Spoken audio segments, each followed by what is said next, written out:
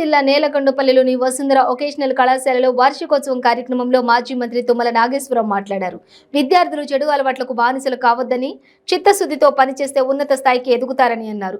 ప్రజాప్రతినిధిగా 2-3 సంవత్సరాల్లోనే అభివృద్ధి చేశారని, రామదాసు జీవిత చరిత్ర కోసం 4 కోట్లతో అభివృద్ధి పనులు చేపట్టామన్నారు. నేలకొండపల్లిలో డిగ్రీ, ఇంటర్ కళాశాలలకు భవనాలు ఏర్పాటు చేశామన్నారు.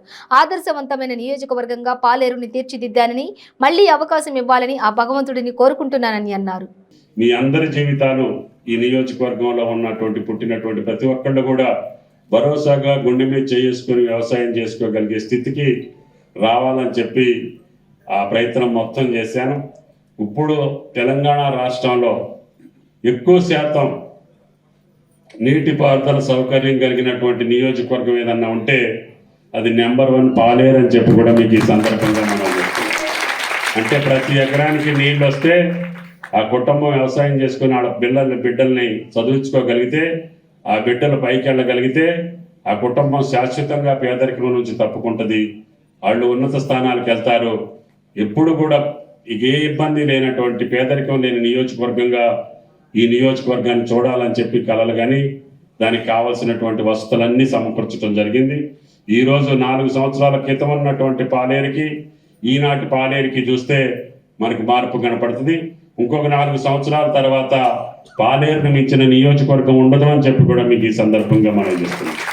కాబట్టి భగవంతుడు ఇచ్చినటువంటి అవకాశాలను సద్వినియోగం చేస్తే ఏ రకమైనటువంటి ఫలితాలు వస్తాయో మన పాలేరు నియోజకవర్గం యొక్క అభివృద్ధి కార్యక్రమాల యొక్క ఫలాలు మీ కళ్ళ ముందు మీ అనుభవంలో మీకు కనపడాలని చెప్పి ప్రయత్నం చేశాను.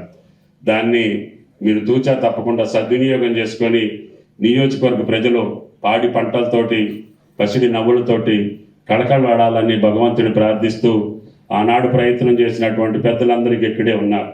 వీళ్ళందరి యొక్క కోరిక మేరకి నాకు ఇక్కడ నిలబడే అవకాశం వచ్చింది, చేసే అవకాశం వచ్చింది.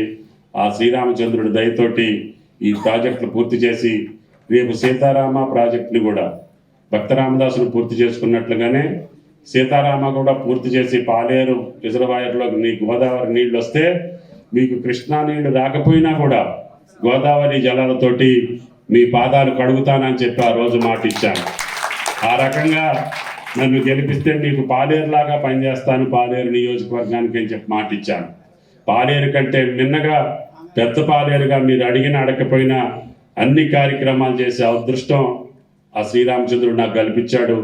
దానివల్ల ఈనాడు బీడు భూములతోటి కరువు కాటకాలతోటి ఎండాకాలం వస్తే తాగడానికి నీళ్లు లేనటువంటి నియోజకవర్గం ఈనాడు పాడి పంటలతోటి అందరికీ ఆదర్శంగా ఉండే నియోజకవర్గంగా తీర్చిదిద్దే అవకాశం వచ్చింది జిల్లాతోటి పాటు. కాబట్టి ఆ శ్రీరామచంద్రుడి దయతోటి తప్పకుండా సీతారామాన్ని పూర్తి చేసి ఈ నియోజకవర్గాన్ని పాడి పంటలతోటి పసిడి పంటలతోటి కళకళలాడే విధంగా చేసేదానికి ఆ భగవంతుడు అవకాశం ఇవ్వాలని చెప్పి ప్రార్థిస్తూ సెలవు.